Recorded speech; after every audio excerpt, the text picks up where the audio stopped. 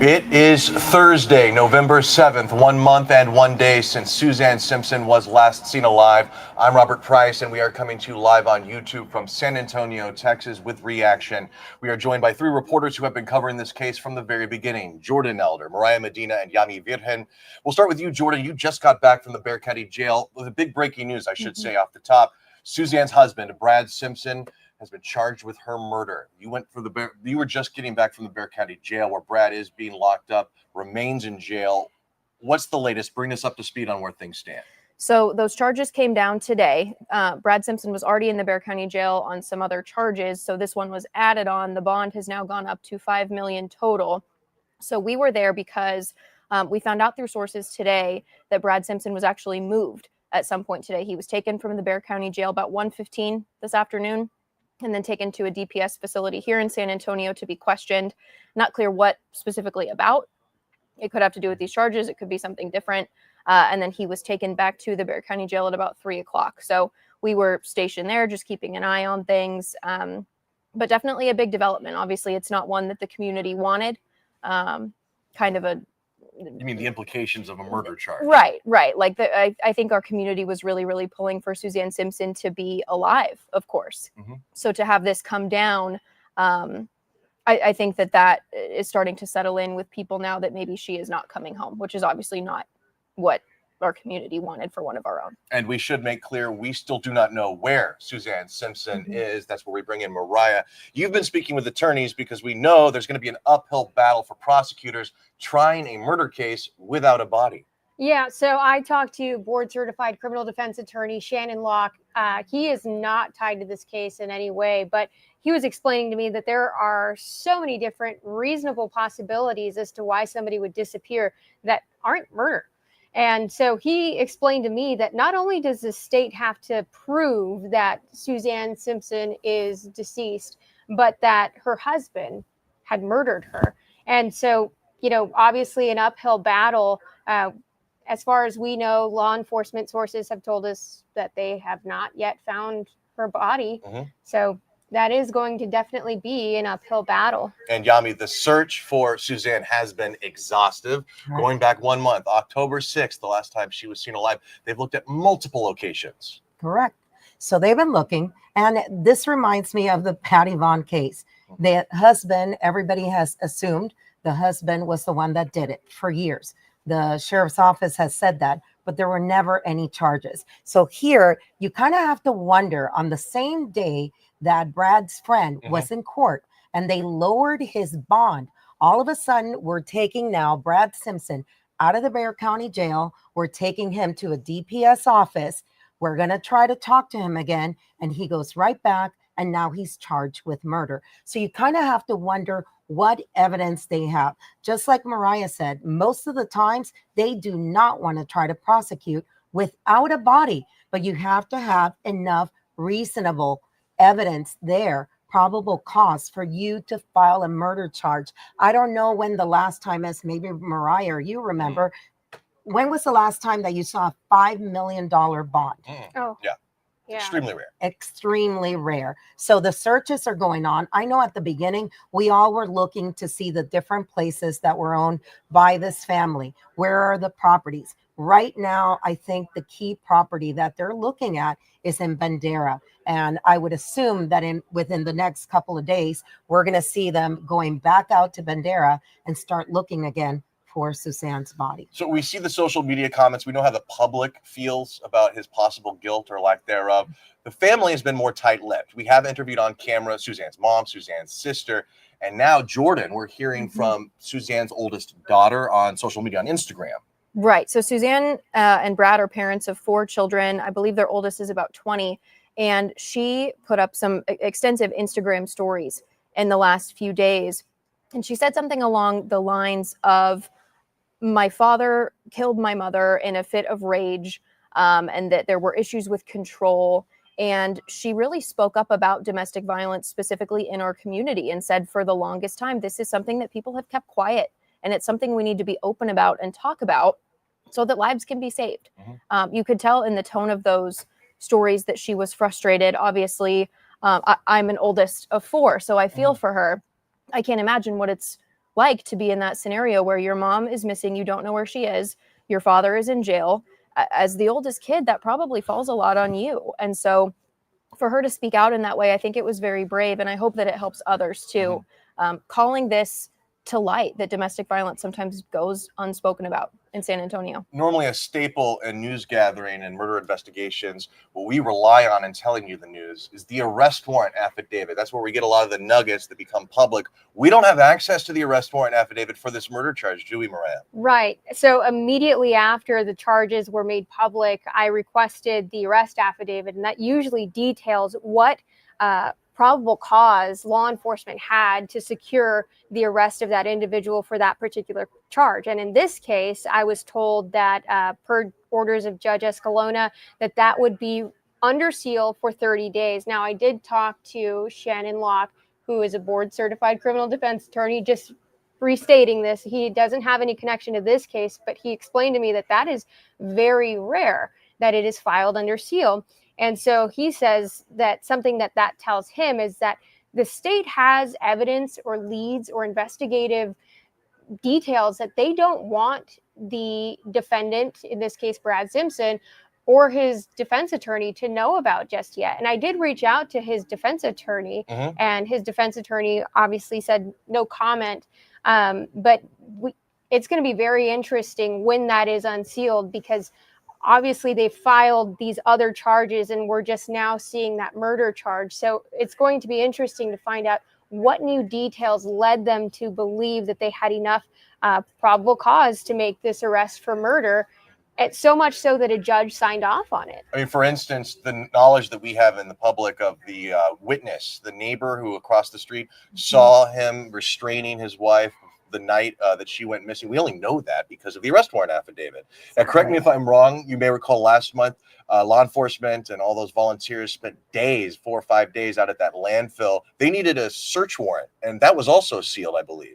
So we also don't know what evidence prompted them to look so hard at that landfill. Definitely. And something about search warrants is that they do have a lot of information, and whenever they return those search warrants, they file what is called a return, and that's when it becomes a public record. And so we've checked, and we have found that no returns so far have been filed yet, and we still don't know what led them to those particular locations. Yami. Yeah, and I wanted to mention, I pulled up the affidavit from earlier when Cotter was arrested, his best friend. Right, yeah. So that one, the interesting thing to me about this is it says, I learned that Brad Simpson had texted Cotter on 10/8 following, if you're in Bandera, can you haul ass and meet me at your house? I don't have much time. And then if you keep going down, he also tells him to make sure that he leaves all that, quote, shit in the pump house, especially that gun. It just leads you to believe they have a lot more. And of course, that we have yet to see. That Bandera location, I think, is going to be key. You got to think about the amount of time he had. Where could he have gone? Why were they at the landfill? If we remember on that affidavit, it was also saying, I think that it was the last ping from that cell phone was near a restaurant close to their home. So if that was the last place where her cell phone was, you just start thinking, how long did he have?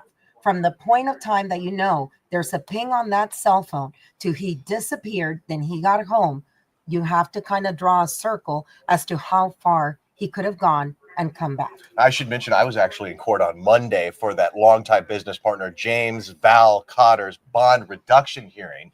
His attorneys were fuming because they had set his bond at $1 million, $500,000 each for 2 charges: prohibited weapons possession and evidence tampering. His attorney was arguing, in all my 30 plus years of practicing law, I've never seen bonds set this high for such a charge. This is outrageous. This is unconstitutional. Well, the prosecutors were arguing Val Cotter has shown a willingness to protect Brad Simpson, his longtime business partner, at all costs. And if we let him out, he's going to probably evidence tamper more, that he's going to go back out and hide more evidence. And so, I mean, you would agree, though, that that was a very stiff bond amount. Very, very stiff bond amount. And not only that, something that I had learned today is that the filing of this arrest affidavit might be strategic on part of the state. So the state has, I believe, 90 days for felony charges to indict the case. Otherwise, the defendant will have to usually be released on a PR bond. So that's basically go free, on your own recognizance. And so you hit the nail right on the head by saying that there are millions of dollars worth of bonds in this case. So it seems as if maybe the state feels that there's some approaching deadline. So now this new charge gives them 90 more days to continue to hold Mr. Simpson. And not only that, they can always dismiss the affidavit and file it again.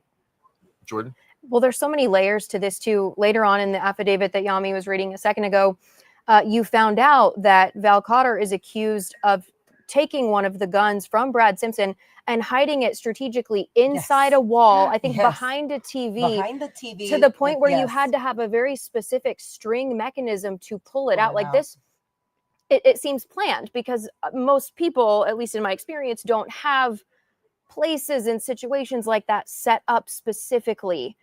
So it just makes you wonder the extent of the involvement and the time, like you were saying, Yami. Makes you wonder what else is going on that you would have that in your home. And again, the elephant in the room, this is, and people are going to be watching from all over the country. Right. Almost Park, Alamo Heights, Monte Vista, that whole area is very elite. It's the old money, old names in San Antonio. So that is coming, I believe, into play also. And part of the reason why there's so much interest, other than this is a mother of four who simply disappeared, is the fact of where it is. I don't know, Robert. Yeah. I mean, you grew up here also. Right. Well, so the Argyle was the club they were last spotted at. They released a surveillance photo, an image of her leaving the Argyle. There was supposedly some sort of confrontation or loud yelling that continued in front of the house in Olmus Park on Olmus Drive, East Olmus Drive. I want to go back, though, and be explicit about this bond reduction hearing and the timing of all this.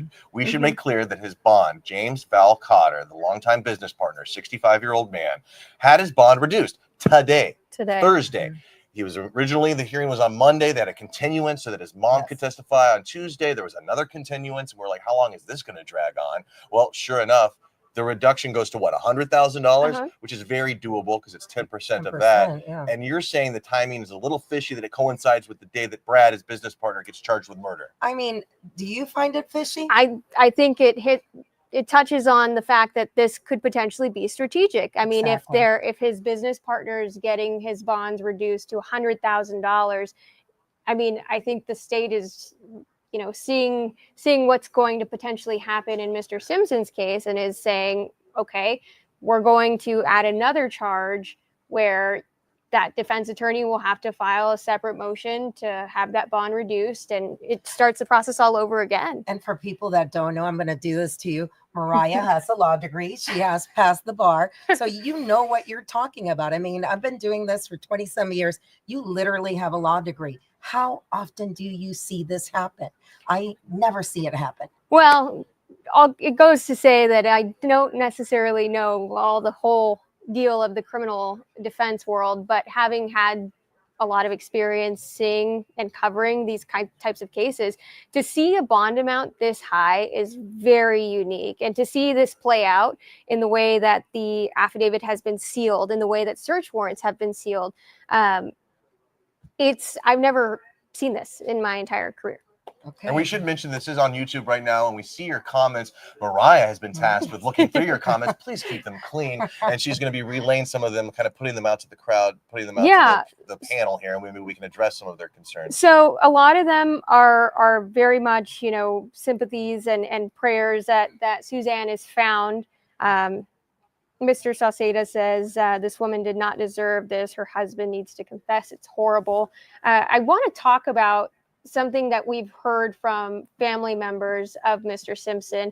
It seems that the sentiment has been that they're cooperating with investigators. Especially his brother. His brother's been very vocal on Facebook, updating posts saying, our brother was not raised this way. If he's not going to cooperate, we will cooperate on his behalf. They've gone out of their way to be very public and saying, we do not condone this. And I find it interesting. I mean, these are two families There are 4 children, Mhm. the youngest one being 5 years old. And think about it. I mean, she had that child when she was 48 years old. You know, the other children are older. I have spoken to people that know them, and they did tell me that a lot of the arguments that were going on was also having a child very young, and they're older in life. They were not expecting this. So a lot of changes in their life. But that still, I don't understand how you see this happening. And there were a lot of questions today on Facebook. People were asking, why didn't someone come forward? I know her yeah. daughter, right, Mhm. Jordan? Said the community failed us. Yes, Yes. her daughter. What was the exact statements that she was making about the community? That they saw this and they said nothing, kind of, that was the indication. Yes, and that this is something that has gone on for so long, specifically in this community where you are silent about it and you don't talk about it if you see it, and kind of implying that maybe if someone had spoken up, maybe things could be different in this community and potentially for their family, which is so heavy for a 20-year-old when you think about being 20 years old Can't even and having imagine. to confront that. I have a 20-year-old. You My do. 20-year-old is in college doing what this young lady's doing, Mhm. living their best life. And all of a sudden, your mom's just gone and your dad's sitting in jail. Mhm. I mean, I can't even understand what she has to be going through right now. Now, I don't know this. This is mere speculation, but I would have to imagine the location of her body may be used as a bargaining chip in terms of some sort of plea deal, sentencing, or otherwise, that the only way we're really ever going to find her is if Brad leads us to her.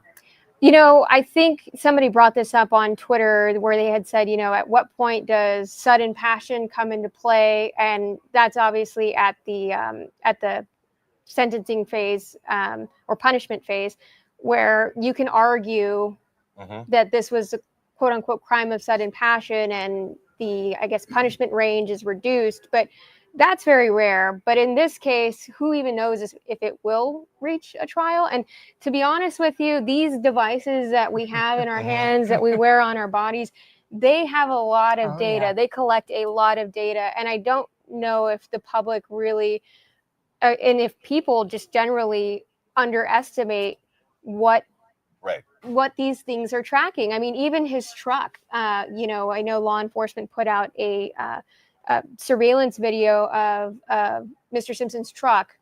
And they were asking people, hey, if you have any video of this, but that truck has GPS data. The number of cases I've seen, I mean, even in this case in particular, the text messages, you know, everything. It's when you're walking around, this thing, all the apps you have open in the background are picking up your location. So unless you have those, you know, privacy settings on there, it is picking up everywhere you go up until the last second.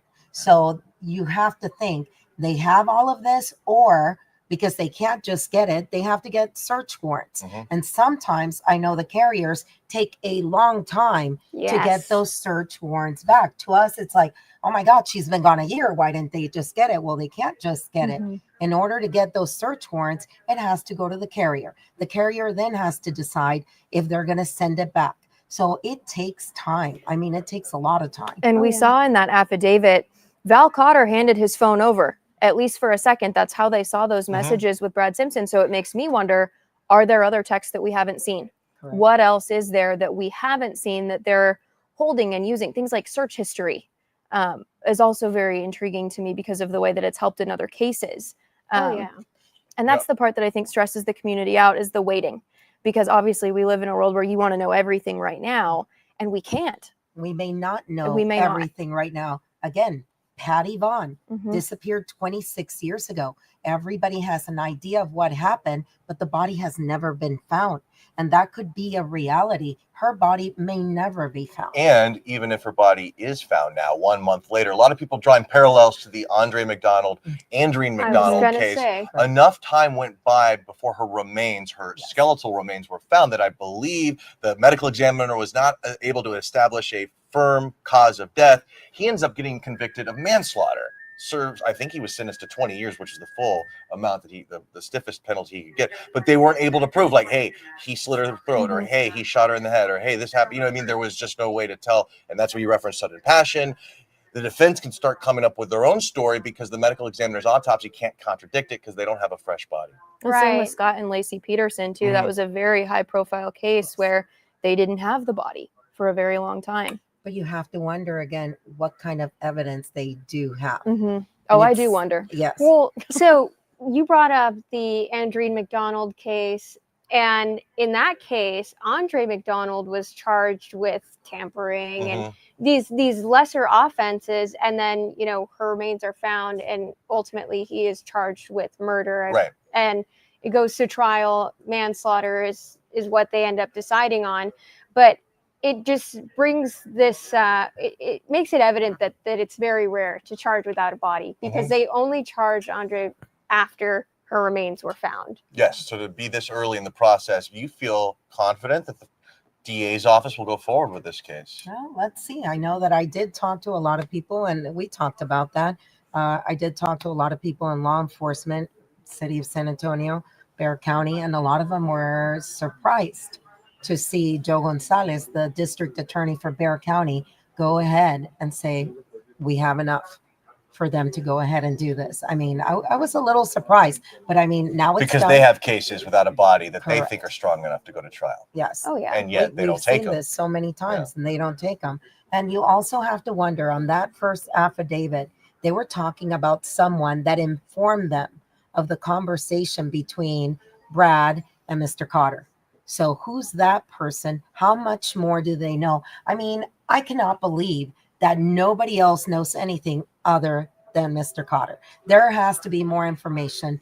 And again, I think society as a whole, people don't want to get involved. Or very loyal. Very loyal. There you go. That's true. That's Yeah. very true. That's something that came up. Somebody said, don't neighbors have cameras? Sheila Stahl says, it seems to me a possibility that Val, tired of jail time, spilled whatever he knew, which possibly led to enough information that would reduce his bail and push the charge of murder to Brad.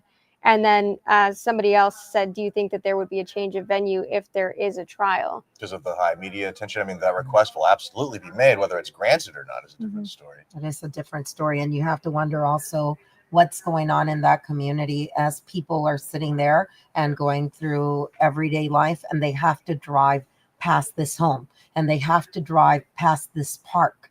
I mean, that was part of what the neighbor said. When he saw the arguments, she started walking towards that greenbelt area that's in there. And he claims that he heard her scream, according to the affidavit. So you have to wonder, how do you keep having normal life, not knowing where one of your neighbors may be buried somewhere within your community? I mean, it's crazy. And she was well known. She was a real estate agent. She was involved in so much. And maybe people are coming forward and we're just not hearing about it. Maybe they're doing that solely with law enforcement.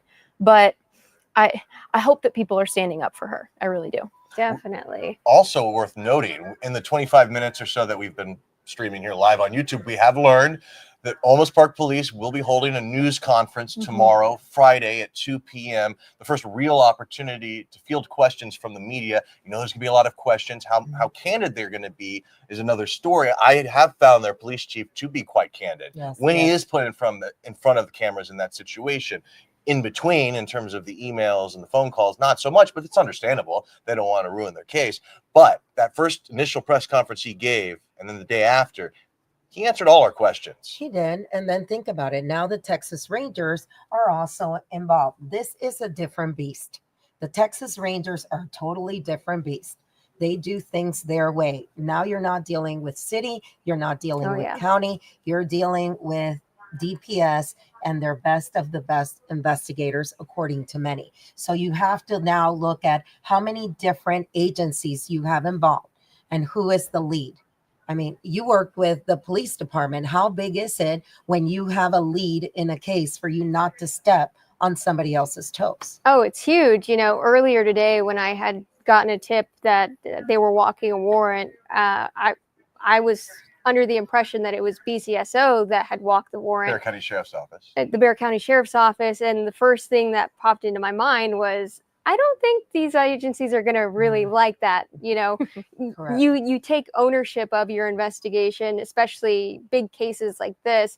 and it stays with you and or with that particular agency. So in terms of ownership and in terms of following up on those leads, I do think that the Texas Rangers are perhaps the most equipped to follow these leads. I mean, they have so many different cases that are so tough to crack, and they're the people for the job. Yeah, and I mean, Robert, and you know a little bit more about that area. I mean, Almost Park, describe it to people that, are watching from all over the country, and it's such a small community and a Sure. small police department.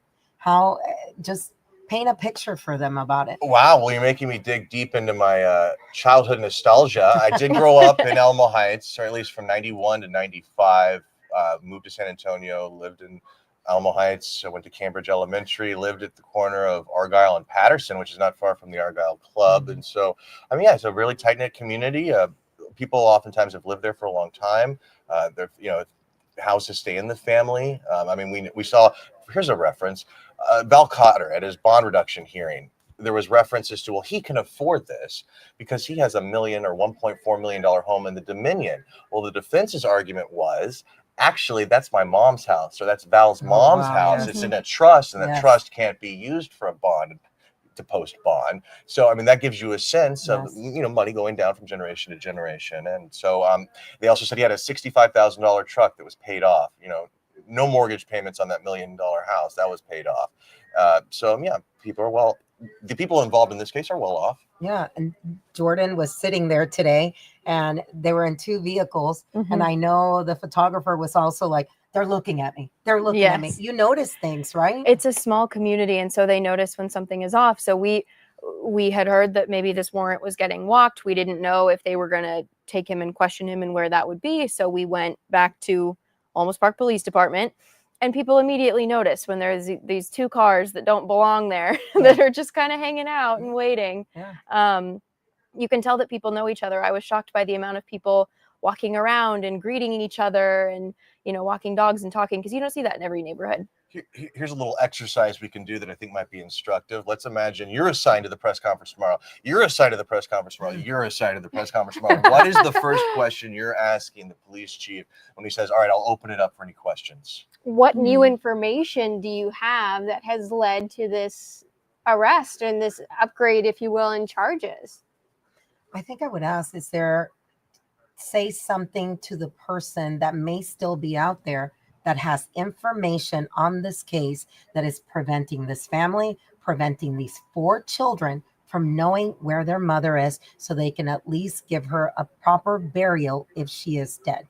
That's what I would want to know. I would want to know more about the specific types of evidence that they have already. I know they probably wouldn't be able to get super specific about what they have, but if they have search history, if they have more text messages, if they've got surveillance camera video, I would just want to know kind of in generalities, what are they going off of? And what do they need, if they need anything else that people may have? What changed? Why now? I do want to ask, Yami, because you cover crime and courts extensively.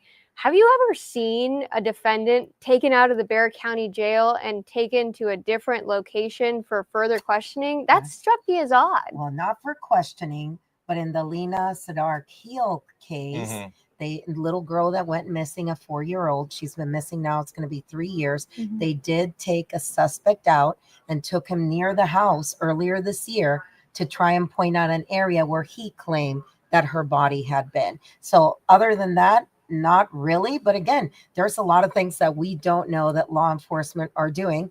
That's their job, and they have to keep it under wraps. But yeah, I found it interesting. I know media was driving around, several different media here in town were driving around between Almost Park, between Bexar County Jail. Like nobody knew, because this is not that common that they do it, Yeah.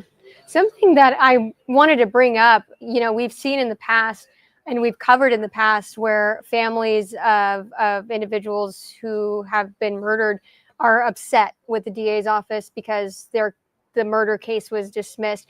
But I wanted to bring something up, and it's that if they proceed with this case, you really have to make sure things are buttoned up. You only get one bite of the apple once you're going for that trial. Once things start, you really have to make sure that you have what you need to prove the case beyond a reasonable doubt. I mean, with Andre McDonald, he was convicted of manslaughter, for example. In this case, I think it's very important for the public and also, for us here at home or home work, to realize that filing this case is a pretty significant step. And I understand that they can dismiss it and refile it easily, but even bringing these charges, it really strikes you as they have something. I mean, think about it. We all text with sources all the time. Do you text exactly what you need if you're really concerned? I don't. I know that for sure. So you kind of have to wonder what else he texted his friend when he was telling him to get the gun and get the other stuff. I'm like, why would you text that? Right. And he was saying, this isn't the exact language, but social media is crucifying me. Yes. He was checking. He was looking to see what people were saying about all this when Suzanne went missing. I thought that was a very candid thing to say to someone. And obviously it's one of your best friends. He says, you're all I have. Yeah. And I know I'm going to mess this up, but somebody told me, they're like, now think about it. You're in court, you're trying this case. And if you're the defense attorney and you say, well, what if I told you right now that Suzanne's about to walk in the back door? Oh. If everybody turns around, there's your reasonable doubt. That is, yes. Wow. I've heard that anecdote before. Yes. And I was just thinking about that, So it makes you wonder, what do they have? If he went ahead and texted that, what else did he text that day? And again, everybody's hoping, but now they've charged him with murder. So you have to really think in your head, there has to be enough there that they're pretty sure that she's dead. Pat Sem says, if there was a plea deal, could it have been made today? In all likelihood, no. Usually this is after the state has provided discovery, when that is, all evidence that they have against the accused individual. It would be premature to take any sort of plea deal without knowing what evidence does the state have against me. And we should mention you texted his defense attorney. Yes, I did text his defense attorney, and I had asked him, any comment. And initially, earlier today, when we were hearing that there was potentially going to be movement on this case, I had asked, is there anything that you can say? And he did not respond to that text message. But later, whenever the murder charge was officially filed, I had asked, do you have any comment on this? But his defense attorney has been very, tight-lipped. You should say, he said no comment. Exactly. Also, Maritza has been working on this. She's out of town right now, and she just told me to look at my text. She just received this from Bart Simpson via text. It is heartbreaking, but it brings our family some peace to know that authorities have gathered sufficient evidence to feel confident in moving forward with charges. This also helps us to come to terms with the reality that Suzanne is no longer with us, allowing us to begin a difficult grieving process and focus on rebuilding our lives, especially for the sake of the children and our extended family. We remain appreciative to all law enforcement involved for their professionalism in dealing with this situation. Keep in mind, that's Brad's brother. His blood His brother. I mean, can you imagine? Who is currently caring for the children. Correct. Can you imagine what you have to explain to these kids? I mean, there's older ones, but then you have the little one. And this will remain forever out there. Whatever's on social media, on the web, someday you will look for your mother's name and your dad's name, and this is what they're going to find. Can I also just say something that has struck me? We've covered our fair share of trials over the years, and they have the two different sides, the defense's side and the prosecution side, the family members of the victim, the family members of the accused. And I would say 9 times out of 10, 10 times out of 10, the accused killer's family lines up behind them in lockstep and is Dad never did this. Dad could never do this. Dad is innocent. How could you even assume or accuse my dad of doing this? And I'm just struck by the fact that his brother is basically saying he's guilty. His grown daughter is saying he's basically guilty. I mean, can you recall that many instances like that where someone is breaking ranks? No. They even provided video footage from the gun vault where Brad kept his firearms, and also provided Almost Park Police with all of these firearms. And that's how they located that short barrel rifle that they ultimately charged Brad with federally. And then later on, the fully automatic And, firearm. and we're talking about this because all we have are the affidavits, what people are saying. That man is still presumed innocent until Right. found guilty. Right. And now we have to wait. So it would be great if his defense attorney would speak, but we get it. Sure. This is what they do. But until he goes to court and he goes through a trial and they, a group of his peers decide that he's guilty. Court of he's public still- opinion doesn't matter. No, it doesn't matter. And then here's the other thing. I'm sorry. He comes from a very wealthy area of town. Can you imagine being stuck in that jail for as long as he's been there, not saying anything? And I understand that he only comes out for 1 hour that he gets to come out because it's a high profile case. I cannot imagine what is going through his head, and he has not said anything as far as we know. All right. Any other thoughts before we wrap things up? I just want to make sure that people watching know, to go back to something you said, Yami, to know that they have 4 children who could one day see all of this. Yes. I want the people watching to know we consider that in our coverage. Oh yeah. When we make these decisions, Definitely. we think about that because this is a big story, but these are their lives. So Right. I just wanted to make sure that people know that because that's something that's very important to us as we cover this for you. And it's hard. I mean, it's such a balance that you have to do. I'm a mom. I have children. To think about me being gone and not being able to be there raising my children and what is said of what happened to me someday. And many people in one of the groups on Facebook are her friends, and they all talk about wanting people to know that this woman was more than the crime that may have happened to her, that she was a mom, she was a daughter, real estate agent, a friend. So we have to keep that in mind also. But ultimately, there has to be justice for Suzanne. 50, yeah. Well, I was just saying that I do think that there's also a lot of a lack of understanding, really, of domestic violence and how difficult it can be to escape a situation like this. She's a mother of 4. She has a life. She has, everything with this individual in particular, and to walk away from that as a result of domestic violence, that's difficult. It's very, very It's hard. difficult. It is hard. And, we all go through things like that with friends. I've had friends that have gone through this. And you have to think also, because I know her friends, some must be feeling bad or thinking twice, what could I have done? And I have gone through this with my own friends where that they're the victim of domestic violence, and you try and you try and you try to get them out, and you cannot get them out. And you wonder, is the next call going to be somebody telling you that your friend is dead?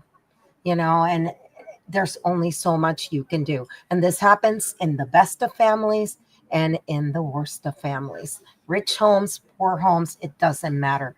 It happens all over our communities, all over the United States. Very much a developing story. 53-year-old Brad Simpson now charged with the murder of his wife, Suzanne Simpson. We do hope to learn more tomorrow, Friday at 2 p.m., when Olmsted Park Police will hold their first news conference since this murder charge was announced. Until then, for Yami Virgen, Mariah Medina, and Jordan Elder, I'm Robert Price. Thank you so much for joining us.